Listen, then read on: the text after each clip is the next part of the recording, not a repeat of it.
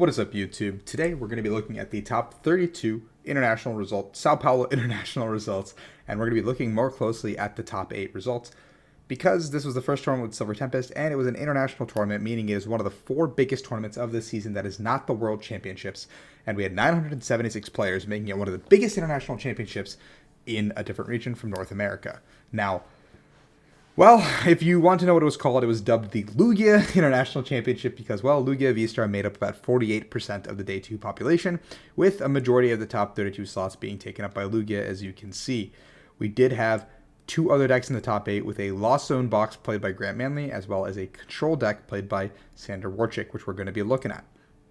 Now, we had Ryan Antonucci get very close in 12th place with his Mew Genesect deck, as well as these 2 very interesting decks that are, relics of the past to some degree. Leonardo Braga playing Arceus Duraludon and Gaston Poggi playing Kyurem Palkia. 2 decks that, we haven't seen too much of, but they've been coming in and making a pretty big splash. And then we have a bunch of Mews to round out our top 32, as well as a Palkia Inteleon sneaking in here from William Acevedo.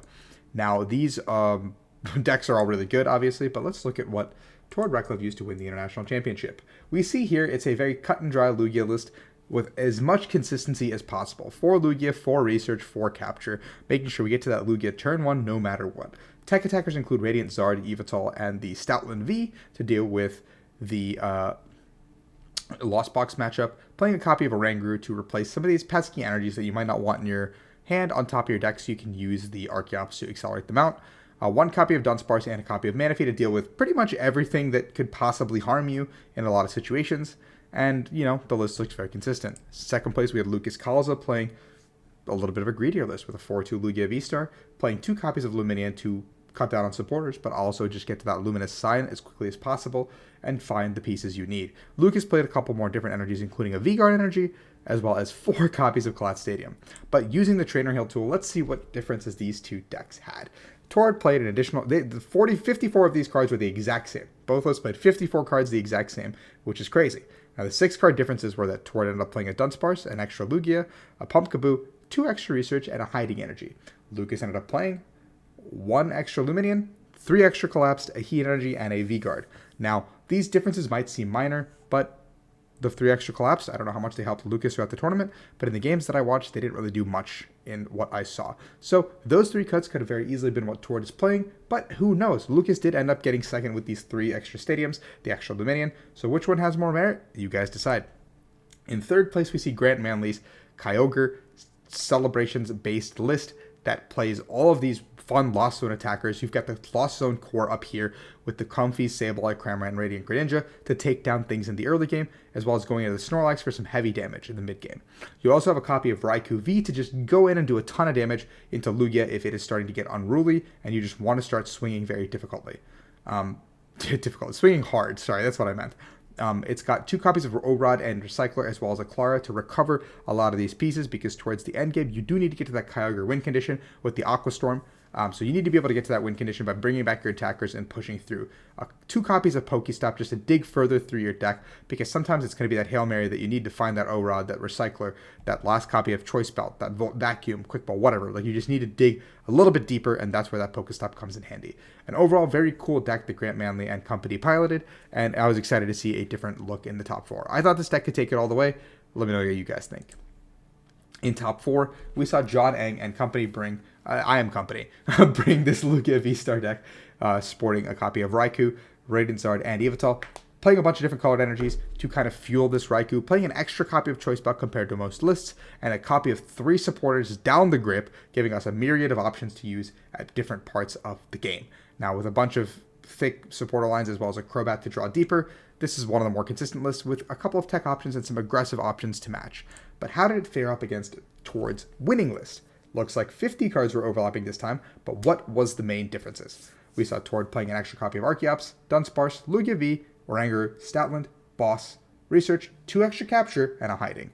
John opted to play a Crobat, a Raikou, Choice Belt, an extra Vacuum, a Marnie, a Serena, a Gift, a Heat, a Speed, and a V-Guard. Now, these special energies is where the techs really differ here, and you can see the thought process behind the 2 players, where Tord was looking for a lot more consistency to get that turn 1 Lugia, but trading off that power to be able to get that 5th energy for that Zard as well as Yveltal that can be used in both slots with the heat and the speed that John played to supplement the Raikou, as well as be used as a, just extra energy for anything else in the deck. The extra choice belt shows the more aggressive nature of John's list, as well as the extra Serena, but you also see the vacuum showing respect to path decks a little bit more. I played the list that John played to get 4th place at this tournament, and I would do it all over again. In 5th place, we have Sander Warchick's ridiculous control deck. I'm not entirely sure how all of it works. I'm not going to lie to you. I'm not a control player. But the Wash Energy Ice Hue is for the Lost Box matchup. You see the Yveltal with the Cry of Destruction to deal with pretty much any special energy deck. Gormandai getting you to the point where you need to be. Crunch getting rid of energies for you as well.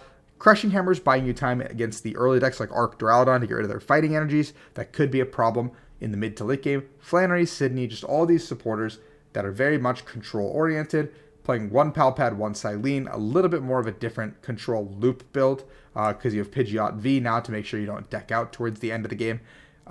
But these are the recycling cards that you have to just make sure you can out-tempo your opponent. And eventually this deck can take prizes and even may just do it.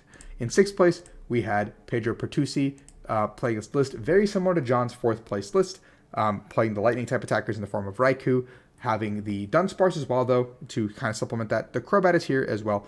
All the energy counts, I think, are very similar. There's the 3rd Double Turbo, I think, is the biggest difference. But otherwise, this list is, with a Sharon's Care as well, is very similar to John's 4th place list. These two players did play in top 8 with John coming out on top, so we could have seen either list move forward.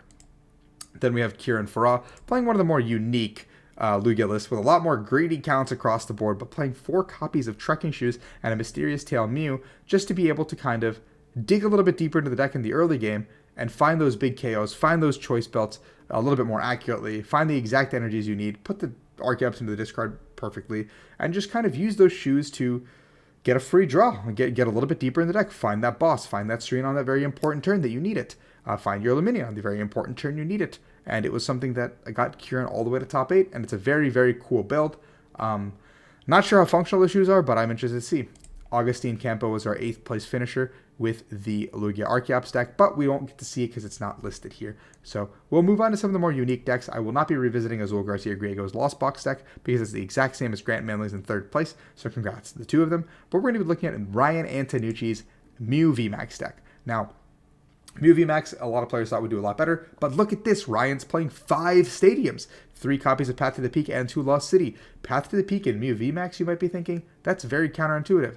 No, yes, but no. You're going to be using that Path to the Peak to stick it in play and just stop your opponents from playing the game as much as possible and then use Lost Vacuum on that Path to the Peak when you want to play your game. Now, this is supplemented by playing cards like Hero's Medal, also to deal with Lugia taking that first big swing knockout with Lugia and Drapion existing. The Hero's Medal should offset all of that to just buy you that 1 extra turn to keep going, because you can go into the 3rd VMAX, and that's pretty much all you really need to do. Now, if you go in the Hero's Medal early, cards like Yveltal Amazing Rare can go through it, but you're forcing Lugia to find all those pieces as early as possible and get that lockout. Besides that, the list is very straightforward. There's 1 copy of Serena and 1 copy of Boss just to split it down the middle, give yourself some of those options, but it's just Mew VMAX at the end of the day. And the last cool deck in this top 32 I wanted to talk about is Leonardo Braga's Arceus Duraludon, which could be a very good play because I think it has a decent matchup into Lugia if you go first, but I guess Lugia has a good matchup in Lugia if you go first. This is playing an interesting Tower of Darkness build, playing 2 copies of Big Parasol, which stops the Amazing Yveltal from going through the Duraludon, because that's the only thing that can really damage Duraludon in this deck. We had 4 copies of Boss, which is crazy cool, because there's 4 copies of Boss ensure that you have that Boss in that very crucial turn, along with Trekking Shoes to dig a little bit deeper. Usually players are playing Pokegear in this slot. 3 copies of Marnie and 2 copies of Research just, go through your deck.